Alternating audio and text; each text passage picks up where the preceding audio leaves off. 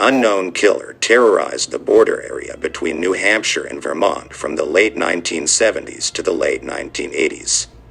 This monster is suspected of 7 murders, though the actual number may be much higher. Many of his victims were ambushed in wooded areas and stabbed repeatedly before being left to die. The Valley Killer. The first victim was attacked on October 24, 1978, in the Chandler Brook Wetlands Preserve in New Hampshire. 26-year-old Cathy Millican had been bird watching in the area when she failed to return home. Her body was found the following day with almost 30 stab wounds to her throat and abdomen. Her belongings were scattered along a trail as if she had been dragged by her attacker. In late July 1981, a 37-year-old woman named Mary Elizabeth Critchley went missing while hitchhiking on Interstate 91 along the border of Massachusetts and Vermont. Her remains were found on August 9th in a wooded area near the city of Unity in New Hampshire. Investigators were unable to determine the cause of death due to advanced decomposition. Next to die at the hands of the killer was a 17-year-old nurse's aide named Bernice Courtemanche. On May 30, 1984, she had been hitchhiking along Route 12 in New Hampshire to meet her boyfriend in Newport. When she never arrived, she was reported missing. She was not found until a fisherman stumbled across her remains in April of 1986.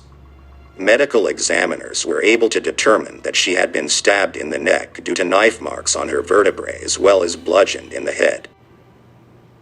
Less than a month after Bernice Courtemanche disappeared, Ellen Freed went missing. That night, the 27-year-old nurse had been using a payphone to speak with her sister in Claremont, New Hampshire. During the call, Ellen commented on a vehicle which had driven past slowly several times.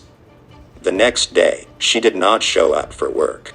Her car was found abandoned a few miles from the payphone on Jarvis Road.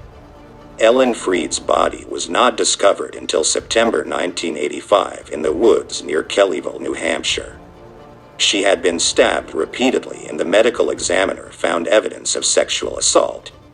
In July 1985, a 27-year-old woman named Eva Morse was hitchhiking on Route 12 near Charlestown, New Hampshire when she went missing. A year later, her body was found by loggers a few hundred feet from where Mary Elizabeth Critchley's remains had been discovered in 1981. She had been stabbed in the neck multiple times to the point her head was nearly severed. The next victim was not killed while hitchhiking or traveling along the highway. 36-year-old Lynda Moore was working in her yard in Saxton's River, Vermont, on April 15, 1986. When her husband got home that evening, he found his wife murdered. She had been stabbed to death and the home was in disarray as if there had been a violent struggle. In this case, there had been several eyewitnesses that reported seeing a man in the neighborhood. They described him as a dark-haired man with a medium build and carrying a blue backpack. The police would make a composite sketch with the information supplied by the neighbors. Less than a year later, on January 10, 1987, the Valley Killer struck again. 38-year-old Barbara Agnew was driving along I-91 on her way home from a ski trip when she was killed. A snowplow driver found her car at a rest stop in Hartford, Vermont, with the door open and blood on the steering wheel. Her wallet and clothing were found in a dumpster by White River Junction in Vermont, but her body was not found until late March among some trees near Heartland, Vermont. It was snowing heavily on the night that Barbara went missing, and police do not know what led to her pulling into the rest stop, since she was only 15 minutes from her home. On August 6, 1988, a 22-year-old pregnant woman named Jane Borowski was on her way home from the county fair in Keene, New Hampshire when she was attacked. She had stopped in West Swansea to buy a drink. She pulled into the parking lot of a closed convenience store which had a vending machine out front. As she walked back to her car, she saw a Jeep Wagoneer had parked nearby. Once inside her car, she watched in her rearview mirror as the other driver walked around her car.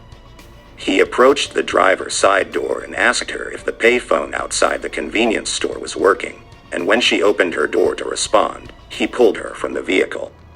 As he did so, he was shouting that she had attacked his girlfriend. Despite her denials, he stabbed her over 24 times before jumping into his car and fleeing the scene. Borowski was able to climb into her car and started to drive toward a friend's house along New Hampshire Route 32. At this point, she realized that the vehicle in front of her was the attacker.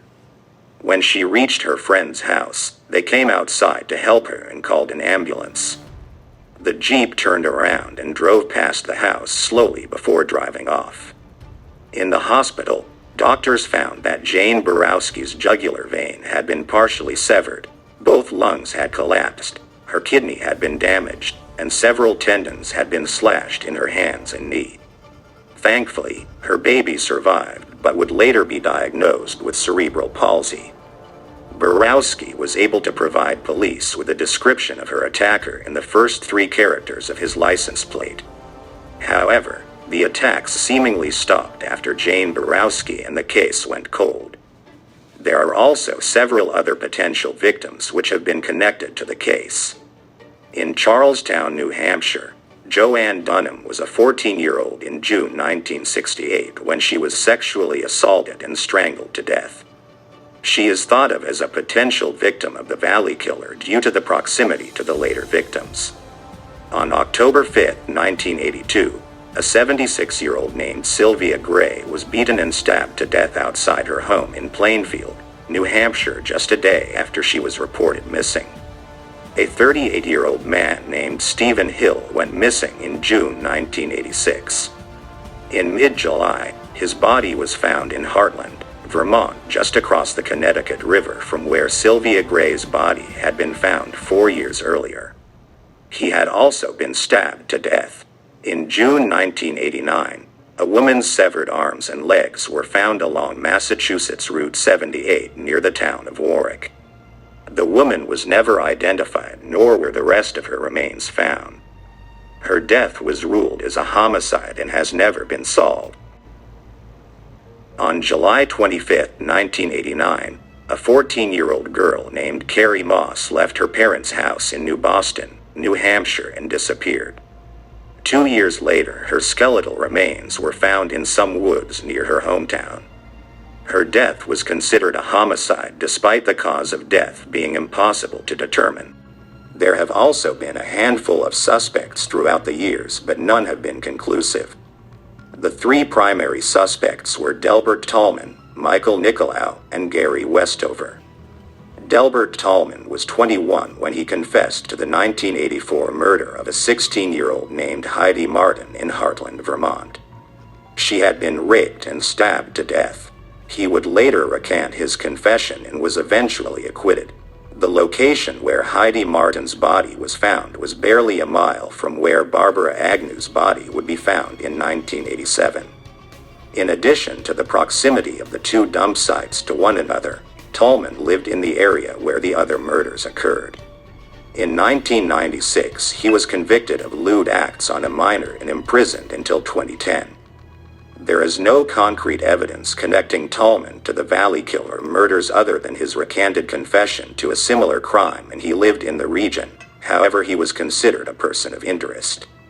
Michael Nicholau was a Vietnam veteran who had been dishonorably discharged from the military after he and several others were accused of shooting into civilian villages in 1979.